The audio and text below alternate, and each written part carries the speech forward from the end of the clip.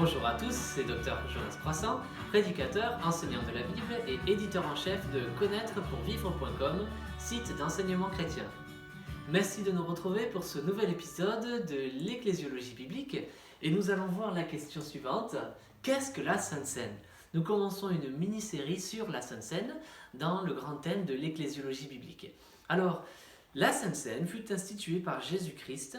Nous pouvons avoir ce récit historique en Luc 22. Luc 22, et à partir du verset 14, voici ce qui est écrit. Donc c'est la semaine durant laquelle Jésus va être crucifié, et c'est la fête de la Pâque. Ils sont réunis, lui et ses disciples, et il est écrit au verset 14, « Quand l'heure fut venue, il se mit à table avec les 12 apôtres. Il leur dit, « J'ai vivement désiré manger cette Pâque avec vous avant de souffrir. Car je vous le dis, je ne la mangerai plus jusqu'à ce qu'elle soit accomplie dans le royaume de Dieu. » Puis il prit une coupe, remercia Dieu et dit, « Prenez cette coupe et partagez-la entre vous.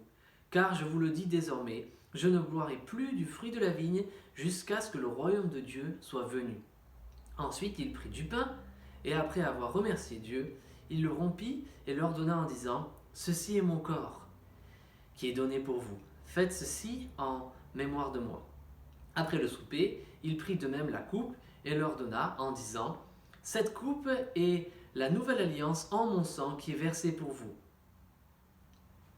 Donc Jésus a modifié le sens de la fête juive de la Pâque en instituant la Sainte Seine.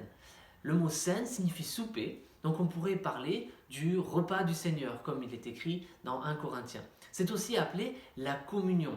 La communion. Alors pourquoi est-ce que ça s'appelle la communion ? Eh bien parce que nous avons communion avec le sang et le corps du Christ à un niveau métaphorique quand nous prenons ce sacrement.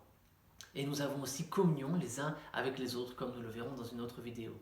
Alors le pain qui a été rompu, ça représente le corps de Christ qui a été tué à la croix, qui a été rompu à la croix pour nous, et le vin représente le sang de Christ. Nous voyons aussi un peu plus de détails sur la signification de la Sainte Seine en 1 Corinthiens 11. 1 Corinthiens 11. Et si l'on commence à partir du verset 23, il y a des informations sur la Sainte Seine. En effet, j'ai reçu du Seigneur ce que je vous ai transmis. Donc la Sainte Seine est une institution divine, c'est Christ qui l'a instituée pour son Église. Le Seigneur Jésus, la nuit où il a été livré, a pris du pain. Après avoir remercié Dieu, il l'a rompu et dit, « Prenez et mangez, ceci est mon corps qui est rompu pour vous.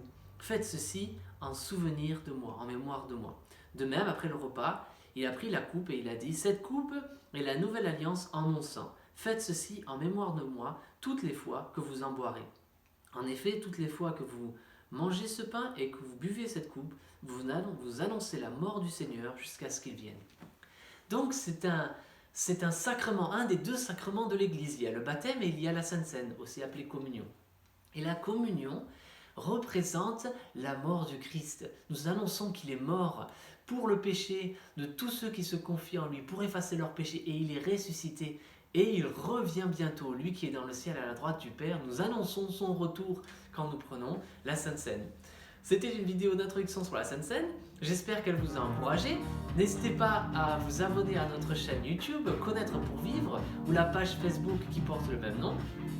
Activez les notifications pour recevoir les nouvelles vidéos, laissez-nous un j'aime, partagez cette vidéo pour bénir d'autres personnes. Je vous encourage à devenir membre de Disciples de Jésus, notre groupe sur Facebook. Et enfin, à visiter connaîtrepourvivre.com, un site chrétien d'édification et d'évangélisation pour vous aider à connaître Dieu et sa parole pour vivre à sa gloire. A bientôt pour de nouvelles vidéos sur l'Église.